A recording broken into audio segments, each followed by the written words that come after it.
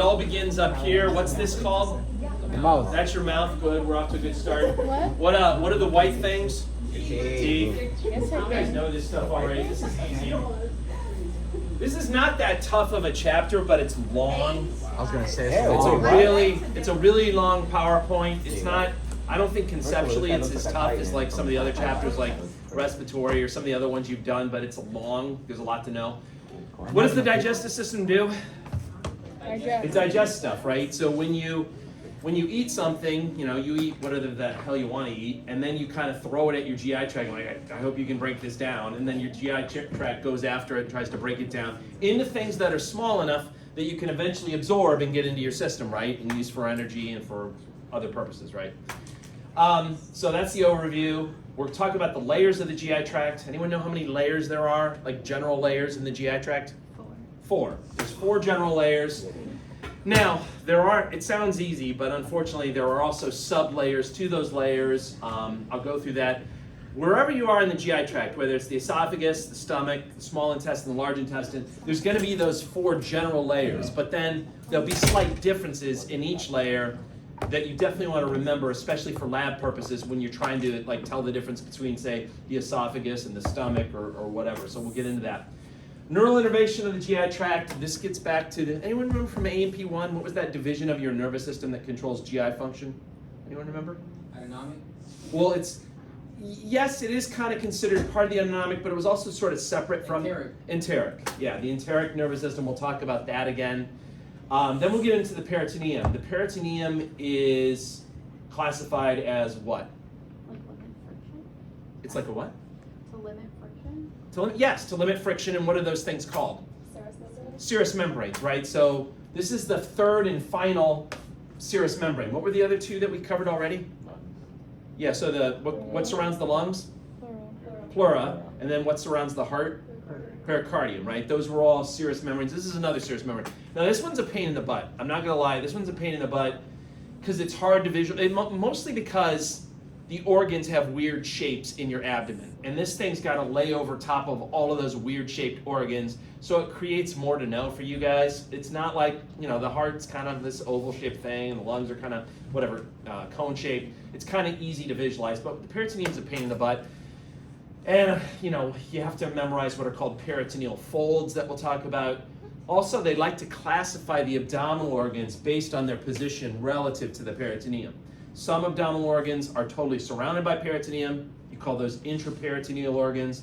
Some just sort of sit behind the peritoneum, and you call those retroperitoneal. And you're going to have to memorize all that junk. Then we will start our journey through the GI tract. We'll start with the mouth, go through all the stuff that's there. We'll talk about the teeth. Then we'll do the pharynx.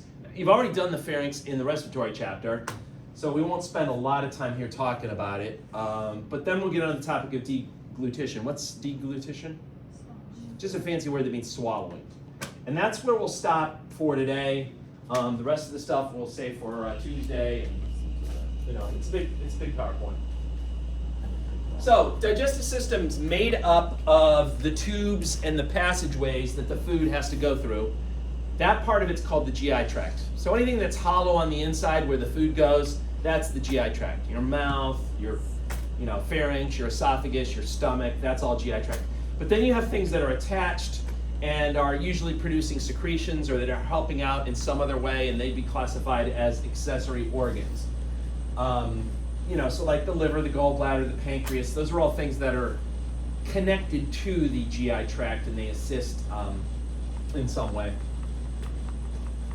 So let's go through, without looking at that, let's go through the GI tract. So where does it start then? Where does food first go? Mouth. Your mouth. Okay, good. We're off to a great start. After the mouth, then where does it go?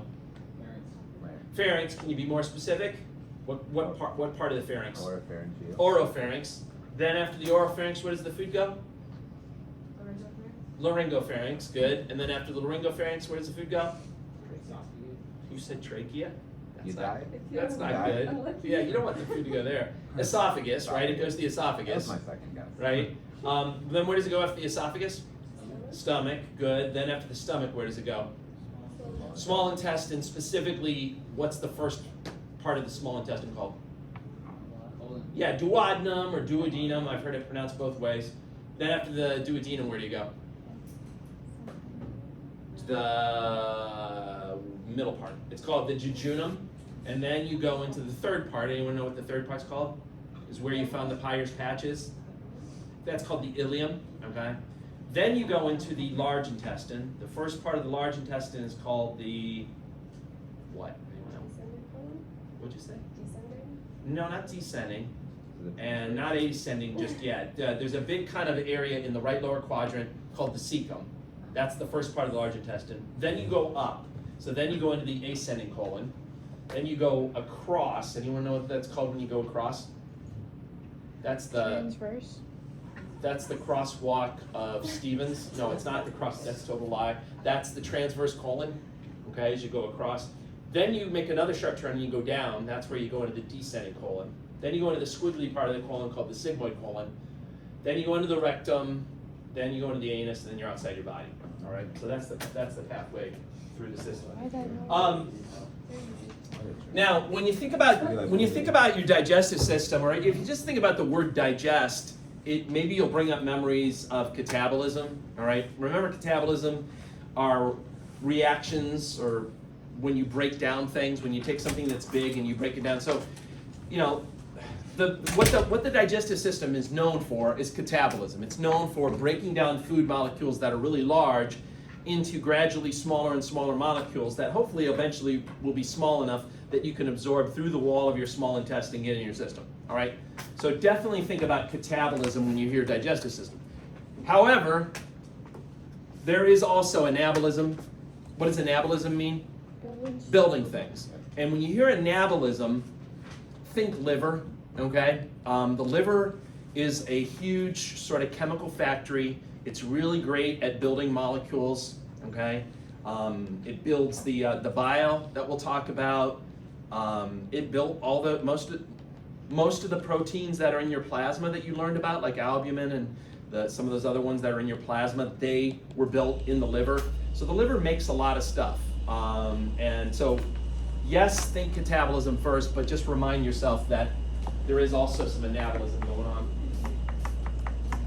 6 basic processes. These are really just kind of fancy words for simple stuff. So ingestion, that's just a fancy word for what? Yeah, eating. Okay, ingestion just means eating, putting food into your mouth. Secretion is the release of all the different chemicals that are going to help to digest the food. So there's acid, of course, coming from the stomach. There's enzymes coming from salivary glands, from the pancreas, and from other places. All that's part of the secretion aspect. Mixing and propulsion, that refers to what the smooth muscle in the wall is doing, right?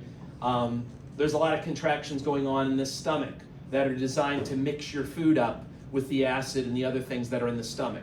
Then there's also a lot of contractions that are sequential contractions that, you know, one part of the small intestine contracts, the food moves forward, then it contracts behind it, moves it forward. And those are more sort of propulsion or peristalsis type contractions that are designed to move the food forward. Number 4 is the actual digestion part of things. It's going to be 2 parts, mechanical and chemical. Mechanical is due to contractions of muscles and physically sort of mashing the food up. And then chemical is, you know, adding different enzymes, etc., to help break down the food. The ultimate goal really is number 5, absorption. You want to break the stuff down into small enough molecules that they can be absorbed, mostly in your small intestine. There is some stuff that gets absorbed in the stomach, but most absorption's happening in the small intestine.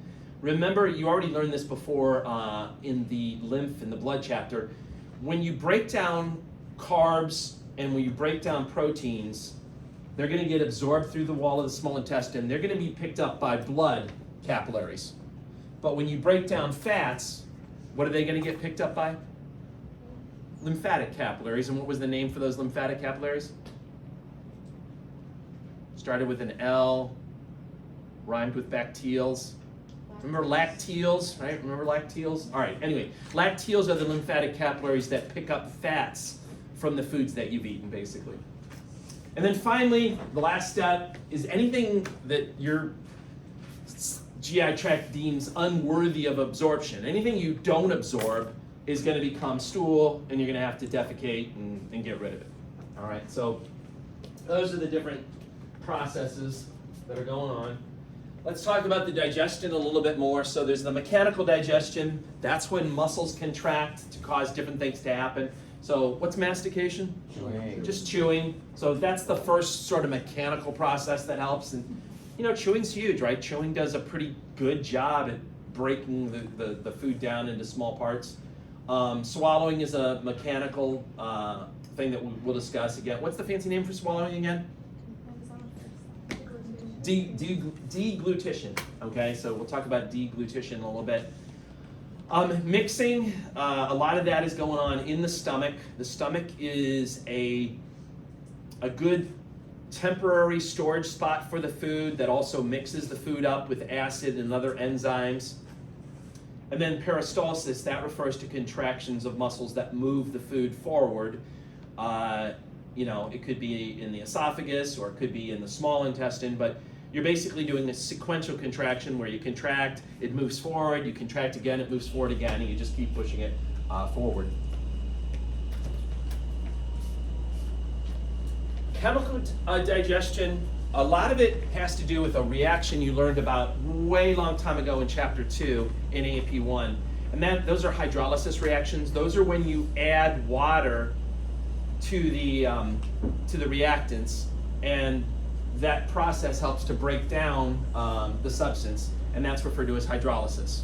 Okay. Now, that doesn't mean that there won't also be an enzyme involved. Like in this example down here, they're adding water to break down the disaccharide sucrose. What would the enzyme be involved here? Anyone remember? Sucrase. So there is an enzyme involved, but at its core, it's basically a hydrolysis reaction. You're just adding water to the system to break it down.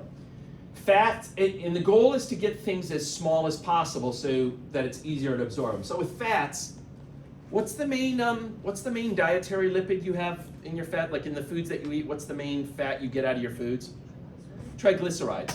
So when you break down a triglyceride, the first step is to break the 3 fatty acid chains off of the glycerol backbone, and then from there you can break it down even further if you want to, but most of that happens later on. Carbs, you know, it depends on what kind of carb you're eating, how much you're going to have to break it down. The ultimate goal is to break down into monosaccharides like glucose or fructose. So if you start with a polysaccharide like starch, what's starch? It's a polymer of what? Starch is just a whole bunch of what linked together? Sugar? Yeah, specifically what sugar? I'll give you a hint. It starts with a G, rhymes with glucose. Glucose. So starch is just a whole bunch of glucoses linked together. So the first step in breaking down starch, actually you break it down into a disaccharide of 2 glucoses linked together that's called maltose.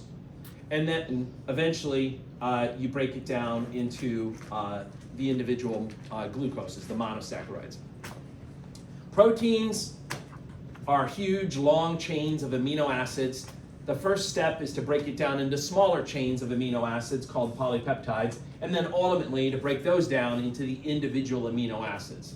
Okay? Just try to get small stuff. Again, when you hear these 2 things, think absorption by blood capillaries. When you think about fats, think absorption by the lymphatic capillaries, the lacteals. Okay. Wait, I'm sorry, what are the 2 capillaries? Blood capillaries do the carbs and the proteins, whereas lymph capillaries, which we call lacteals, they do the fats. Right? Remember the 3 functions of the lymphatic system? Immunity, picking up that 15% of fluid that didn't get reabsorbed, and then the third thing was to absorb fats, right? Silly me. All right, layers of the GI tract. So there's going to be 4 general layers.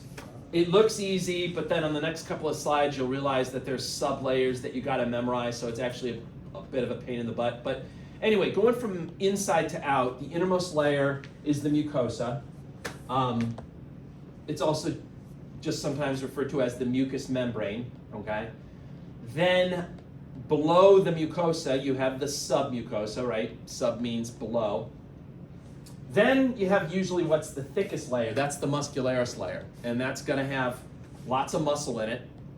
And then lastly, the outermost layer goes by 2 potential names depending on where you are. It's either called the serosa or it's called the adventitia, and I'll explain when you call it one versus the other.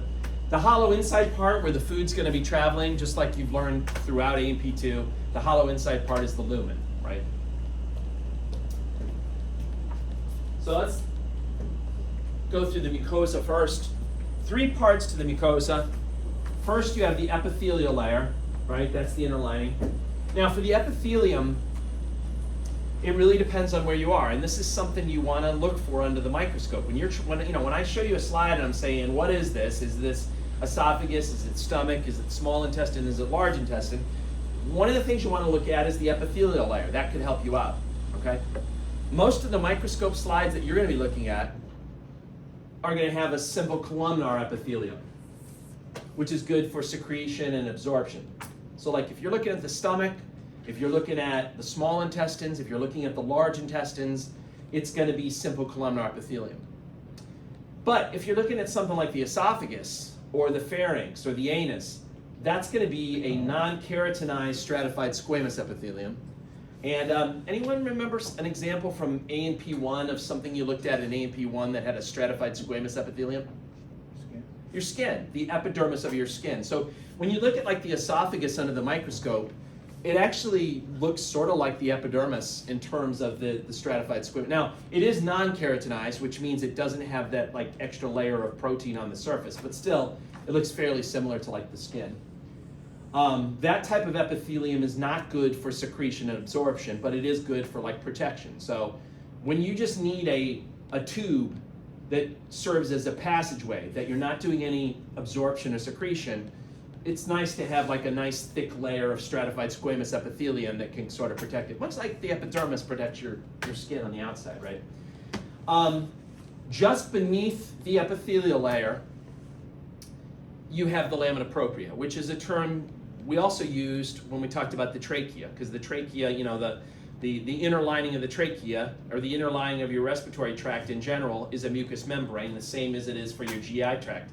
And anytime you have the connective tissue layer in a mucous membrane, the technical name for it is the lamina propria. So you can use that name again here. Now, in the lamina propria, there's oftentimes lymphatic tissue there that they call MALT, mucosa-associated lymphatic tissue. And this is perfect. Like, this is a place where lymphocytes can hang out so that if you eat anything crappy that's contaminated with bacteria or viruses, as those bacteria and viruses are trying to break their way through the wall of your intestines, for example, your lymphocytes are there to be like, wait, not so fast, to kind of like protect you and mount an immune response.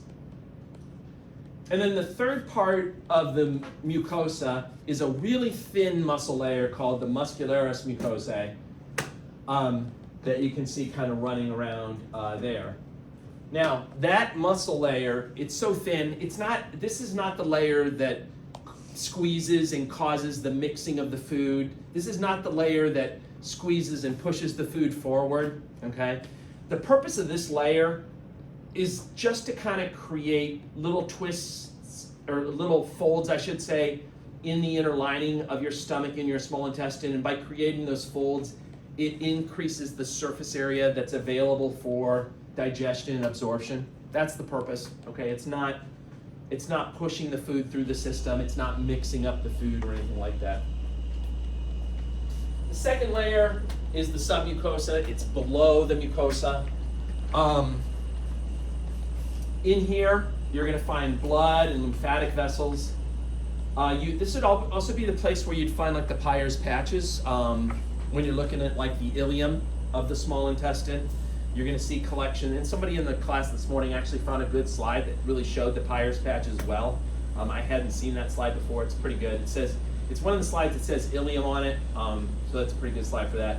The other thing you find in the submucosa is the submucosal plexus. That's the first layer of nerves that kind of controls function of your GI tract. I'll explain what it does in a moment.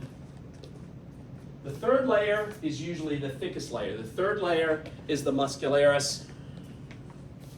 And in most parts of your GI tract, there are two sublayers to the muscularis. There's a circular layer that runs around the tube or passageway, like this, and then there's a longitudinal layer that has muscle fibers that run sort of parallel to the length of the tube. Okay. Now, depending on where you're at, you know, most of the time somebody in the class this morning asked this, most of the time these layers are going to be made out of smooth muscle.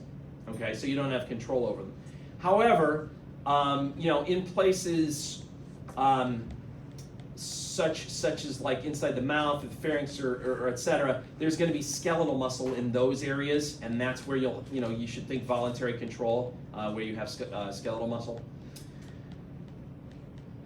This is a good layer to look at for the stomach, because the stomach is special. It has a third sublayer to the muscularis. So in addition to having the circular and the longitudinal, the stomach actually also has a inner oblique. So for the stomach, it's 3 layers. It would be oblique first, then circular, and then longitudinal. And the reason for that is that the stomach has to do a lot of churning and mixing up of your food. And by having muscle fibers that run in all different directions, it really allows the stomach to squeeze in all different directions and really mix your food up. Okay. There's also a nerve. Layer in here as well. It's called the myenteric plexus. And again, that's going to control GI function. So you got these 2 layers of nerves. I'm going to discuss what they do here in a moment. And then the outermost layer is called serosa or adventitia, just depending on where you're at. If you are in the abdominal cavity, chances are it's going to be called serosa. So if you're in the abdomen and you have peritoneum touching that organ, then that specifically would be the visceral peritoneum, then you would call it serosa. There are some places where you don't have peritoneum touching, and in those cases, for example, if you were inside, say, the thoracic cavity with the esophagus, there's no peritoneum there. So in those situations, you call it adventitia. Okay? So most of the time, in the abdomen, you'll call it serosa. If you're in the thoracic cavity, you'll call it adventitia usually. That was kind of the overview there. Any questions about that sort of general overview of the layers of the wall? We're pretty good with that? Okay. Neural innervation of the GI tract. So going back to AP1, there's this concept of the enteric nervous system. And in AP1, you may not remember this, but a lot of textbooks just consider the enteric nervous system as being part of the autonomic nervous system, so they don't really separate it out like your book does so much. But anyway, the enteric nervous system consists of these 2 layers that I mentioned. The layer of nerves that's in the submucosa, and then the layer that's kind of sandwiched in between the muscles in the muscularis layer. What do these different plexuses do? Well, first of all, notice they go by different names. The submucosal plexus is also known as Meissner's plexus. Yes, if you're keeping score, this is the same Meissner's that named the Meissner's corpuscles in the skin, right? I guess he didn't think he was famous enough, so he had to start naming some other crap after him. He's like, oh, let me call it that. Yeah, I don't know. He definitely had an inferiority complex. I don't know. Anyway, that's Meissner's plexus. The other one, don't ask me who Auerbach was, but he was like, I want to get on this too. I'm not going to let Meissner have all the fun, so he named the other plexus Auerbach's plexus. What do these plexuses do? Think secretions with the submucosal plexus. So causing glands to secrete, enzymes or acid or things like that. That's kind of the job of the submucosal plexus. It's controlling that sort of stuff. Whereas the myenteric plexus, because of its location, it's sandwiched between the muscle layers. It's controlling the movements. It's controlling the contractions of those muscle layers, which again will either mix up the food or it'll kind of move the food forward if you're talking about like peristalsis.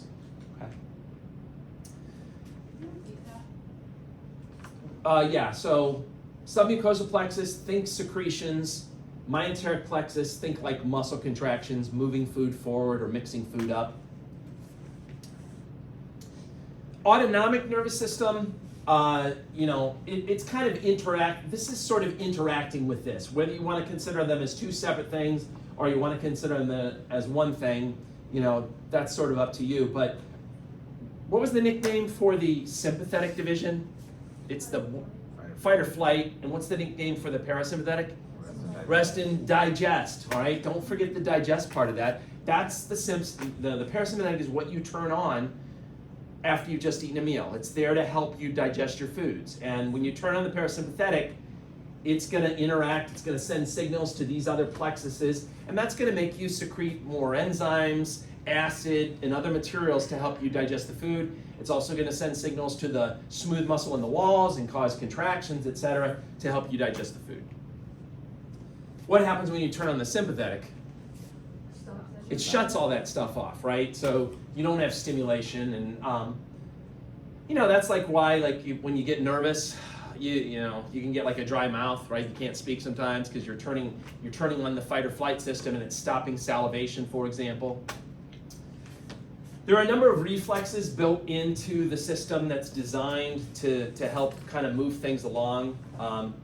For example, we'll talk about this next week, but there's a reflex that links your stomach to your colon, so that when food shows up in the stomach, it stretches the wall of the stomach, and the stomach sends a signal forward to the colon that makes the colon start to contract to try to clear itself out, and will actually make you poop. It's sort of like the stomach's like, oh my God, this guy just ate again. There's more coming down your way. You might want to clear yourself out. This idiot just ate again. But doesn't it always aim to clear itself out though? Yeah, it also has its own built-in reflexes that are constantly moving the stool towards your rectum. Yeah, that's built into the system. Yeah.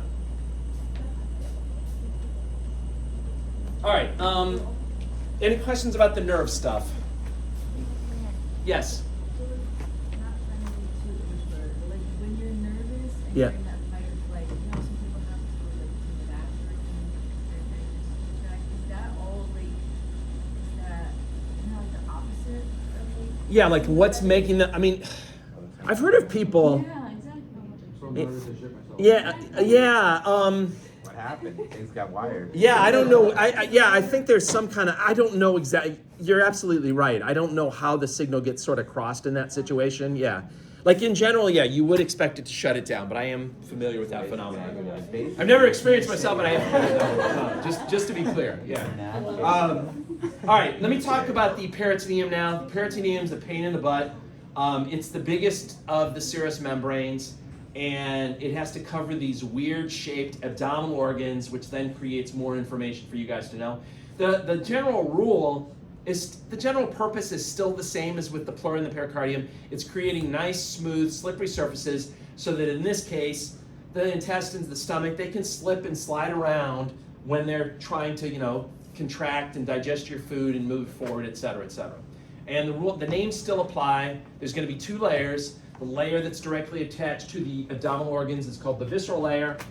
Then there's a big space, a peritoneal cavity, and then the layer that's attached to the wall of your abdomen is the parietal peritoneum. So all that's still the same. But So what are we looking at there? But because of how it fits and how it surrounds the abdominal organ, it creates these things called peritoneal folds, where it sort of folds back on itself. And this is information you should definitely memorize. This is stuff that could come up. This could come up on the lecture exam. I think it could also come up on the next lab practical. So there's 5 peritoneal folds. I'll just skip to the next slides and show you these 5 peritoneal folds.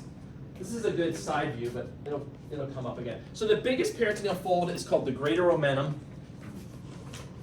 And it's basically attached to like the transverse colon. It's also attached to like the lower border of the stomach. And it's made up, there's a lot of fat tissue in there. There's also a lot of lymph nodes in there. And some people refer to it as a fatty apron because it's really only attached up here, and then it lays over the rest of your small intestines and your large intestines. Has anyone in here ever been in and seen like an abdominal surgery before? C-section. You saw a C-section? I don't know if that would be as big of an issue when you'd see the C-section or not. Were you right down there with your nose like right in the Oh, incision? no. Oh, okay. You might not have seen this or not when you did it, but you might be disappointed to know that when they do abdominal surgery, they take the scalpel and they slit you open, they cut through the skin, they separate the muscles. You might be disappointed to know that when they do that and actually get in the abdominal cavity, it's not like all these guts just go and just like, it's not all these cool intestines and just like pop out of you. Instead, what you're gonna see when you get into the abdomen, you're gonna see fat because you're looking at the greater omentum. To see the cool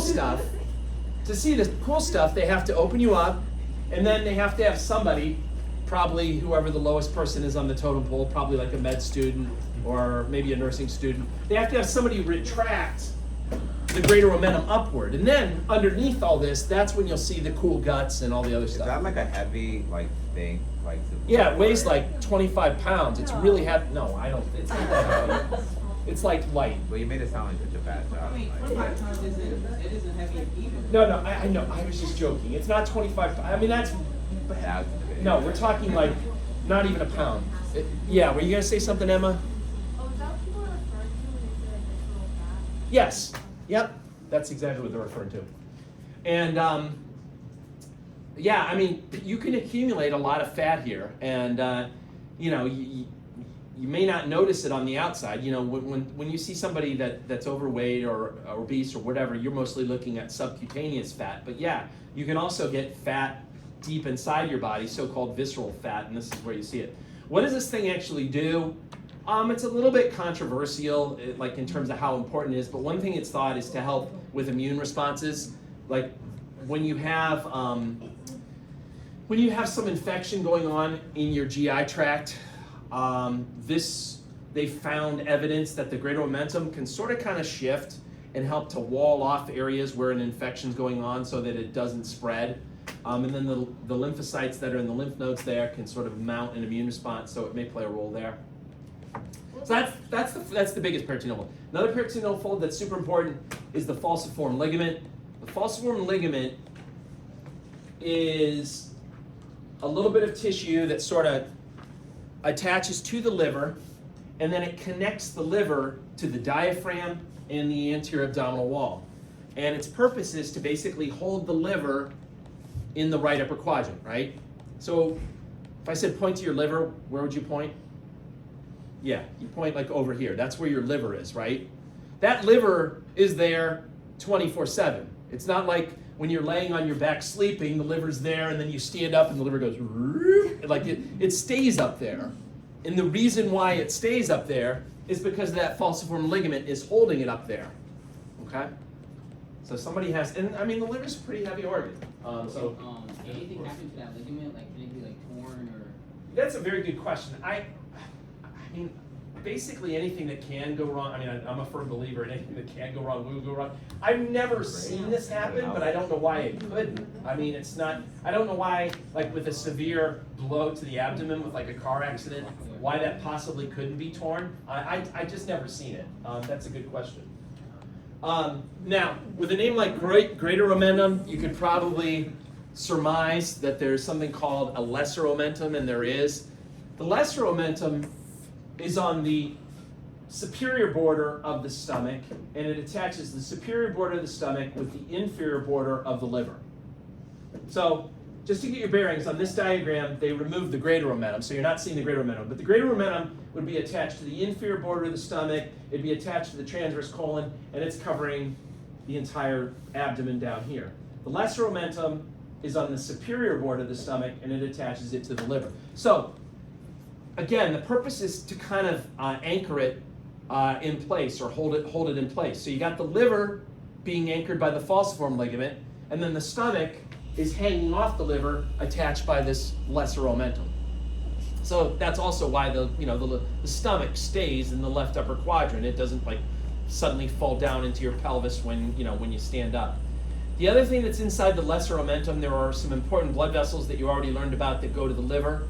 Remember, the two ways that blood gets into the liver are through the hepatic artery and the hepatic portal vein. And both of those guys, they run inside this lesser omentum. Also, your biggest bile duct, the common bile duct, which we'll talk about next week, that's running inside there. So when they do like a gallbladder removal, a cholecystectomy, they spend a lot of time kind of going slowly through this lesser omentum to identify the structures first, you know, to make sure that they don't damage anything important when they're taking out the gallbladder. And then lastly, two more peritoneal folds that kind of act like anchors are the mesentery and the mesocolon. The mesentery is that both of these guys attach to the posterior abdominal wall, and then they hold on to different things. The mesentery holds on to the small intestine. The mesocolon holds on to some of the large intestine. The purpose of these, folds, again, is to kind of hold these things in place so that they don't just all fold out into your pelvis. It's also, the purpose is to provide loose attachments for the small intestine and large intestine so that these things can move around a little bit when you're working the food through your system. You want the small intestine, the large intestine to be able to move. So you need some attachments that aren't too tight. However, you don't want the attachments to be too loose either, or else you can actually get the small intestine twisting on itself, and then that causes an obstruction of your small intestine, and that's a big deal. So these are loose attachments that allow just enough movement, but not too much movement. Now, the other thing that sucks about the peritoneum is that they like to tell you organs based on the position of the peritoneum. Is the organ fully surrounded with peritoneum on all sides, or does it just sort of sit behind the peritoneum and it's not covered on all sides?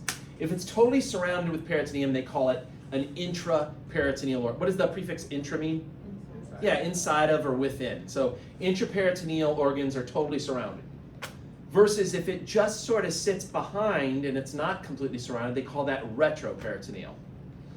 Now, this is definitely information you should memorize for lecture, but also for the lab, the next lab practical. And it is listed in your lab guide too. So start memorizing, but before you start memorizing, I would say just visualize the abdominal cavity. If you've got something that's sort of floppy and hanging sort of in the center of your abdominal cavity, it's probably going to be intraperitoneal. Versus if you think of the abdominal cavity and you think of organs and structures that are kind of pushed to the back or pushed to the sides, those are the things that are going to be retroperitoneal, right? So you think about your kidneys, right? The kidneys are way pushed to the back of your abdominal cavity, so not surprisingly, they're retroperitoneal. Or the adrenal glands, which sit on top of the kidneys, they're also pushed to the back. Or if you think about your big blood vessels, the aorta and the inferior vena cava, they're way pushed to the back of your abdominal cavity, so they're retroperitoneal. Versus stuff like your stomach, most of your small intestine, most of your large intestine, those things are kind of hanging, flopping around in the middle, so they're fully surrounded. They're going to be intraperitoneal.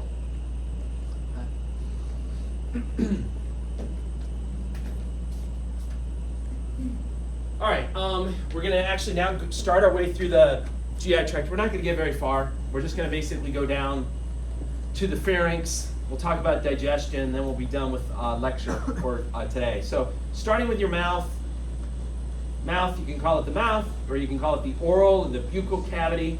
It's formed by your cheeks. Everyone knows what your cheeks are. It's formed by your hard palate. Where's your hard palate? Yeah, the roof of your mouth, right? When you first put your finger in, it's going to be hard, right? Anyone remember what bones make up the hard palate? So there is a bone called the palatine bone. So there's the palatine bone, that makes up sort of the back. As you put your finger in and press, just before it becomes soft, that's going to be the palatine bone. But what's the bone you feel right when you first go up?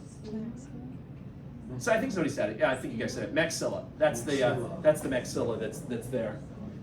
Anyway, as you stair step, don't do this, I don't want you to choke, but as you stair step your way backwards, eventually it becomes soft, and that's the soft palate, and the uvula is part of the soft palate, right? The little dangly thing's part of it. So you got two types of digestion happening in your mouth. You got mechanical and you got chemical. Mechanical basically means like the chewing, okay? The mastication. You're breaking down the food using your teeth. And you know, you're using your tongue and your teeth and your cheek muscles to form what's called a bolus, which is just like sort of a round, you know, formation of the food that you've just eaten. You're trying to make it into this thing that you can easily swallow called a bolus. Chemically, you're starting to digest food using the saliva, okay? Saliva is mostly water.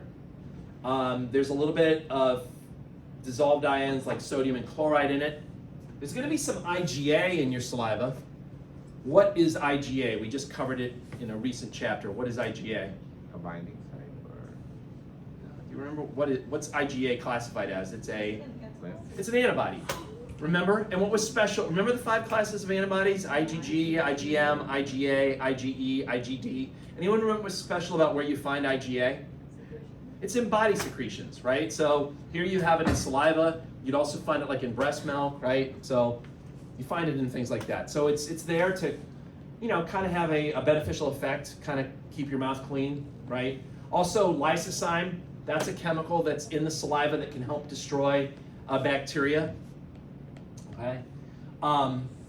You know, salivation constantly, you know, coming from your mouth really helps protect you against cavities and, you know, gives you like good sort of dental hygiene. It cleans up your mouth. I mean, obviously it's important to brush and do all that stuff too, but just the process of salivation has a big impact on your dental hygiene. I can give you a perfect like real world example of what happens when you don't have good salivation. Anyone here use meth? No? All right. Come on. I hear it's the thing. Come on. I hear it's the thing to do. Anyway, no one does meth? Something to do. You can tell me later. Extra credit if you do meth. No, I'm kidding. No extra credit if you do meth. But if you know any meth users, wink, wink. If you know any meth users, they oftentimes do not have good teeth. Were you aware of that fact? Yes. Yeah. And one of the reasons for that is the meth actually shuts down salivation and it makes your mouth more dry, and without the salivation, that's going to contribute to cavities and bacterial problems, etc.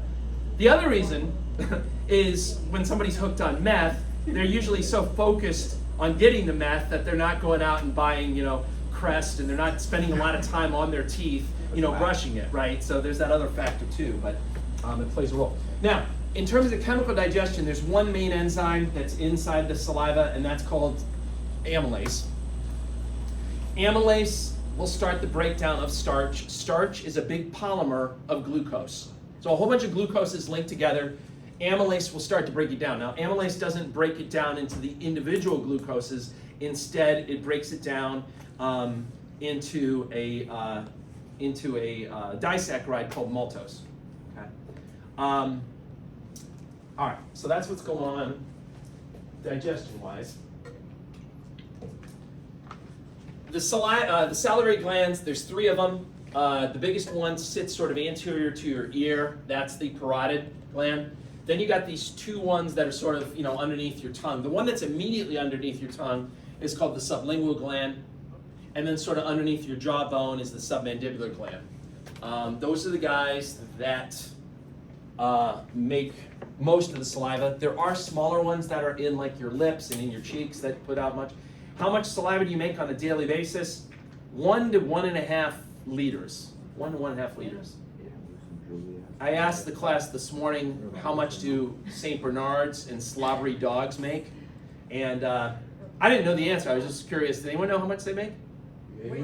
I guess here's the deal. They actually don't make that much more than we do. It's just that they're dumb and they don't like close their mouth and they don't swallow it, so it just drips out, right? But I guess the total amount that they make is similar to us. They're not smart enough to close their mouth once in a while and just kind of swallow it. There's got to be some benefit to that. What's the benefit? What is the benefit for them slobbering all the time? Maybe it's like an attraction to the opposite sex. Maybe Like it's to they save energy. find it hot. Like I don't know. I'm trying to think, like, what Like could a it? peacock, like a mating pole. I'm wondering, yeah, like, what else could it do? Why? I got that It's just, it doesn't seem like a good look, you know. I don't understand. Anyway, salivary regulation, it's controlled, you know, like by your autonomic nervous system. Parasympathetic is going to turn it on. Okay, so.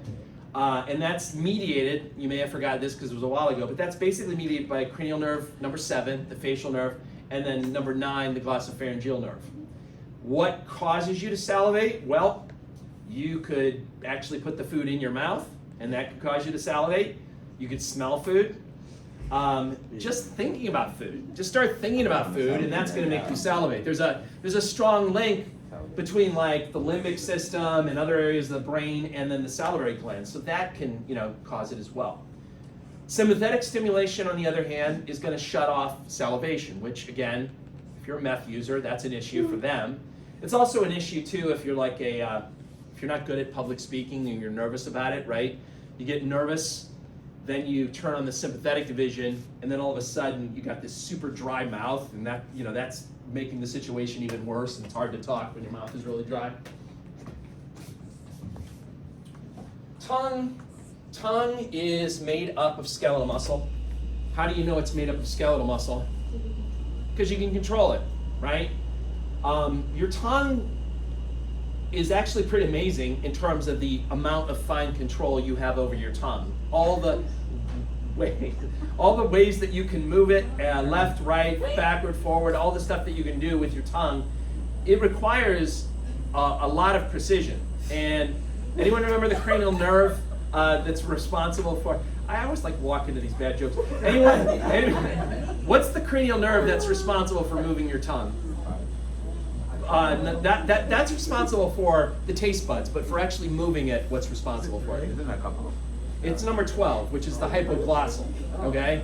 And the hypoglossal, if you look at it off the brainstem, it's a huge nerve, okay? That's because it takes a lot of neurons to go to the tongue to give you all the control. Also remember the, what's the name of the little guy that you saw on the brain that shows the little parts, that stupid little guy that showed muscle movements? Remember when we drew that on the brain? The homunculus, remember the motor homunculus guy, the little weird stretched out. Do you remember how big the tongue area was on your brain? It's like huge. And that means you have a lot of motor neurons going to that because you have a lot of fine control, okay?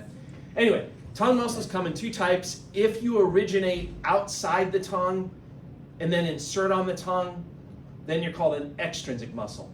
If you're a muscle that's completely located within the tongue itself, you originate and insert within the tongue, they call that an intrinsic muscle. So big movements of your tongue, like sticking your tongue out at someone or moving it to the left and to the right, that's going to be the extrinsic muscles. Versus like folding your tongue, you know, changing the surface contour of the tongue, that's going to be like the intrinsic muscles. Here's what your mouth looks like, in case you haven't looked at your mouth recently. All I will say about this, I'm not going to go through all the names obviously, but one thing to point out to you guys that might help you in lab is this thing here, the fauces, okay? Students sometimes like have a hard time finding that. There's nothing really to find with the fauces. That's more of an imaginary barrier that separates your oral cavity from the oropharynx. So as you cross from the oral cavity into the oropharynx, you're crossing that imaginary line or that plane called the fauces. Where's the posterior nares, whatever it is? Yeah, exactly. And that's what I told the class this morning. It's just like the posterior nares was for your nasal cavity and your nasopharynx. Same type of deal. It's more of an imaginary line. Okay. All right. The teeth, or the fancy name for your teeth, are the dentes. Who in here is going into dental hygiene? I can't remember. Is anyone doing dental hygiene? No one? That's disgusting. That's disgusting. There were 2 students this morning in the class that no one wanted to do dental I hygiene. want to be a nurse, you know. All right. I'm really curious. Oh, John, your battery. Oh my God. Now I'm going to say really important stuff. Oh my god. Low power mode. Wait, we gotta plug it in. Did you solve it? Yeah, you just gotta plug it in now. How long was it like that? Okay, we're good. You back in business? Yeah, we're back All in right. He paused for the. So I don't. That's anything else. I was waiting. I was excited. I mean, 90% of the stuff I say is not important anyway, so you're like, you're probably not going to miss anything. Anyway, anyone, I don't know what it's like in nursing school. I'd be curious to know after you guys go to nursing school and come back and see me, how much time they actually spend talking about the teeth in nursing school. I can tell you in medical school, in my 4 years of medical school, they spent literally, I think 10 minutes of one afternoon talking about the teeth, and that was it. It's like they didn't want to encroach on the dentists, like they had an agreement with the American Dental Association. Don't talk about the teeth, don't talk about the teeth. They're like, all right, 10 minutes? Like, all right, but no more than 10 minutes. So I don't know if it's like that for nursing school, if you'll learn a lot about teeth or not, but I'll just tell you a little bit. So basically the teeth fitting into your sockets on either your maxilla or your mandible, that's considered a joint. Anyone remember from Pt1 what the name of that joint was between your? Alveolar process. Well, That's that's the the socket. socket, but the name of the joint itself. Oh, synarthrosis. Oh, Okay, that's the categorization of. Syndesmosis. No, not It's quite. something, right? Well, okay. So yes, it is a syndesmosis, but there's a specific name. There you go. Gomphosis or gomphosis. You said that? You said so many things that I must have lost it in what you said. Like it was, yeah, you did the shotgun approach and you hit something with one of the little, yeah. Anyway, gomphosis, it's a joint, and if you look, there are actually little tiny ligaments, short little ligaments that hold the teeth in each socket, and those are called the periodontal ligaments. You look at a tooth from the outside, there's three parts to it. The part that you can see, the white part, when you look in someone's mouth, that's the crown. The part that then goes down and is covered by your gums, that's the neck. And then the part that's like stuck in the socket, that's the root. Okay? The fancy name for your gums is the gingiva, or gum disease is known as what? Gingivitis. Now, if you looked at the type of material that your tooth is made up of, the surface, the white part, is made of enamel, which is the hardest substance in your body. It's harder than bone is. Most of the inside of the tooth is made up of a calcified connective tissue called dentin. It's also pretty hard too. It's not as hard as the enamel, but it's also pretty hard. And then in the middle of the tooth, you should have a pulp cavity where there'll be blood vessels there, obviously nerves. Those of you that have had like bad dental problems know how like it can hurt, right? So there's nerves there, and then there's also lymphatic vessels there. What's the point of having nerves in our teeth? Well, when you bite down on things, you can test like the pressure of food, like whether something is edible or not. Like if you put like a piece of metal in your mouth, when you bite down on the tooth, that's going to give you a different experience versus if you just had like a crunchy cereal that you bit down on. So you can use those nerves to assess like the food that you're eating. Yeah. You still have your wisdom teeth? I still have my wisdom teeth. Wow. That's why I'm so wise. Yeah. Me too. No, me too. Yeah. No, I lost all four. Yeah. All four. Yeah, isn't it awesome to have them? What an experience. I know, I feel like so much smarter than people. Like 24/7, I just feel so wise. Who's had their wisdom teeth out in here? Oh, yeah. I got all four taken All out. four, one shot. Yeah. Did it hurt? Yeah, I did too. It was the No. best thing in the world. Wasn't too bad? No, they put Yeah, you my back. daughter had them out. No, I was Yeah. awake. I was They just put you chilling. back in. That was crazy. Yeah, they do. Yeah, they usually No, do. one shot. I had to try it too, so I was like, I can't shot. Speaking of wisdom teeth and other teeth, then, so when you're a baby, you should have 20 baby teeth, and those are also called, the fancy name is deciduous teeth. Anyone ever hear the word deciduous outside the context of your teeth? Where have you heard the word deciduous? Did you say yes? I've heard it, but I have no idea where. Does but it I mean like, does it have to do with like deciding? Like, the word decide? No. Oh no, it has to do with 10, right? 10. Are you thinking of duodenum maybe? That has to do with 10? I don't know what you're, yeah. Maybe, yeah. No one's ever heard of the word deciduous. I forget the A&P realm, like out in the real world, you've never heard the word deciduous? It's a term that they apply to trees. Deciduous trees. Anyone know an example of a deciduous tree? I'm probably looking at a ton of them right now. What's that? Like baby trees? No, they're not baby trees. They're any trees that lose their leaves. Any trees that lose their leaves during the fall are deciduous trees. All the pretty trees that you see that turn colors, those are all deciduous trees. Versus like, evergreens that keep their needles and all this other stuff, those are, not deciduous. So why am I belaboring the point? The word deciduous literally means falling out with maturity. So that's how they got their name, deciduous teeth, right? They fall out as you mature. 2 numbers to memorize, 6 and 6. Baby teeth start coming in at 6 months of age, and then they start falling out at 6 years of age. Okay? There's no cases where like somebody just cannot lose their baby teeth, right? Like you have to lose them. I think you have to. I'll never say never. I mean, there could be, just like that tearing of the falciform ligament, there could be weird cases where people have something going on. I've never heard of it. Again, I only got 10 minutes of schooling on the teeth, so I'm not an expert on teeth. Yeah. My boyfriend still has like a baby tooth somewhere Yeah. in his front. It's really funny. Really? Your Grown tooth like misses pushing out the baby tooth, it just stays. Like I had to get a baby tooth pulled. You had to get a baby tooth pulled. I had like an extra tooth for a while. Oh, okay. Yeah, so I I guess, had to do Invisalign to get it fixed too afterwards. That was fun. yeah, okay. Yeah, you taught me something. Okay, yeah, I guess you can keep your baby teeth for a while. Is your boyfriend have any plans to get it removed or anything? No, Or? it doesn't bother her. Did he give it a name? Yes, give it a name. No, that's what I said. Well, that's on you, because you shouldn't date 8-year-olds.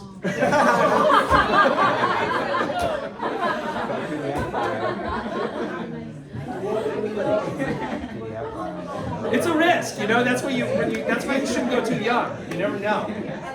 All right.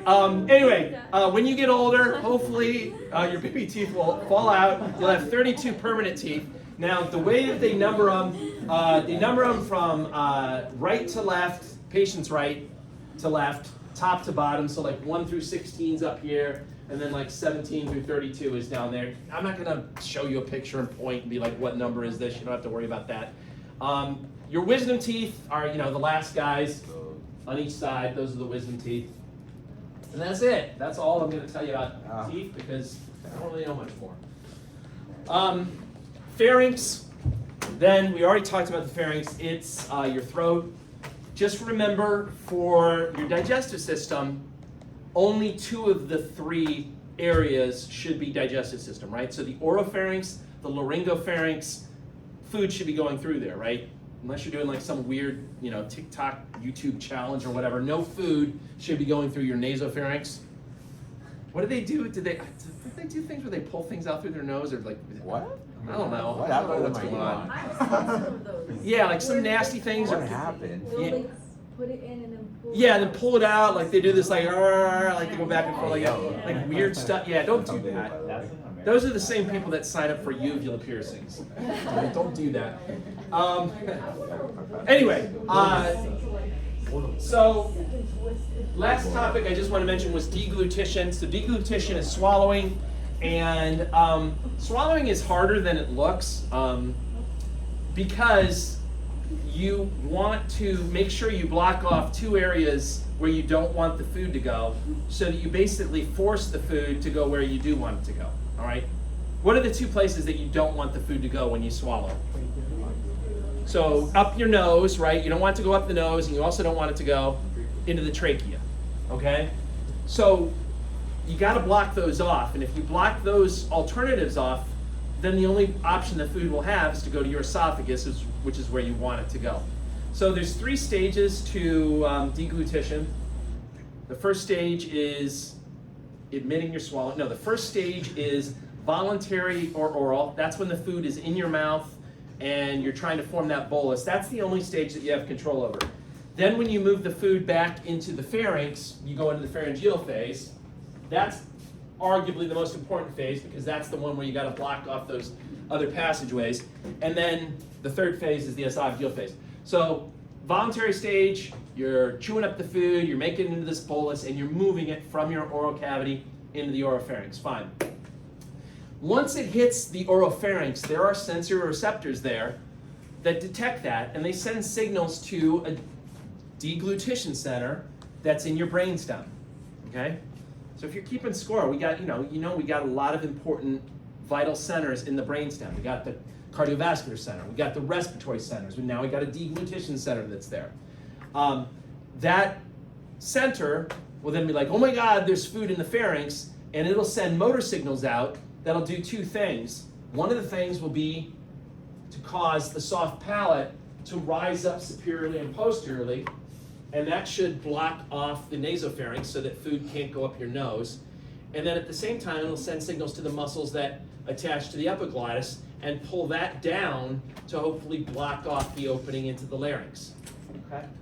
So you can see kind of the picture here. There's your soft palate, and it's going to have to basically rise up and block off the opening that would lead up to where the nasal cavity is.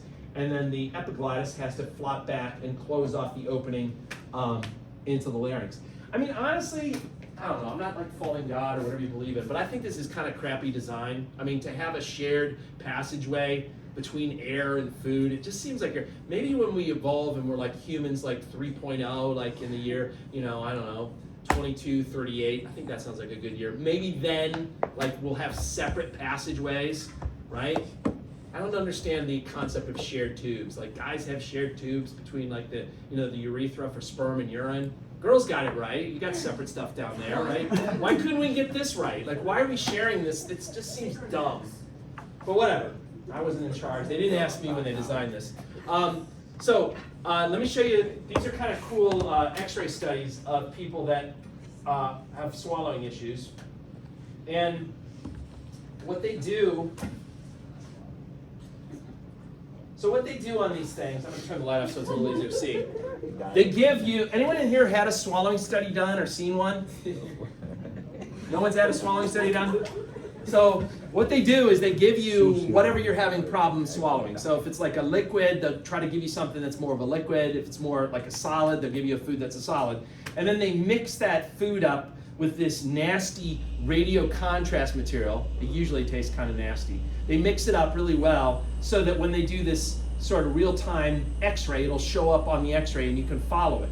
So this is like a video X-ray, and you can see the food as it's being swallowed. So here's a normal one, and you'll see so this black stuff that's up inside the mouth, that's the food. And if you watch it, it's gonna, when the person swallows, it'll go down into the esophagus, which is basically back here, right? Okay, and then swallow, and that was it. That was it going down into the side. Let's see if there's another. Yeah, there's another one that kind of went down there, right? So You're chewing 5 out of 10. That's normal. That's what you should see, right? That was good. Like a water slide. Whoops. Hold on. Let me start this out. Hold on. Don't get excited yet. Let me back this up. I'll tell you what you want. So. All right, same deal. The first one wasn't too bad, right? That went down there, but watch the second one. See that little trickle? That's going right into the respiratory tract. That little trickle you see down there. All right? How does that happen? How did that happen? Yeah, how does that happen? Wait, let me do it one more time because it kind of went kind of quick. So watch it again. The first swallow's not too bad, but then the second one, it just trickled right down in. Does it start choking up? Yeah, so that's what they asked this morning. I mean, yeah, this person probably would be choking when they're eating or coughing up a little bit, right? Unfortunately, a lot of the people that have these swallowing issues have other things going on, like dementia and other things, and they can't really articulate it. So you got to have sort of an attentive caregiver that's like watching, like, hey, every time I feed Mr. Jones, he keeps like spitting up or he coughs. It might be time to think about getting like a swallow study. What's going on? They're not completely closing off their respiratory tract when they swallow. The epiglottis is not doing its job to fully close it off, and they're quote unquote aspirating the food. They're bringing the food down into their respiratory tract. The problem with that is, in the short term, they're going to cough a lot, and it's going to be very uncomfortable, et cetera, et cetera. Longer term, you're putting foreign material that shouldn't be in your respiratory tract down there, and if there's any bacteria or anything in that, that can lead to what's called an aspiration pneumonia, where you actually get an infection from it, so it can be a big deal.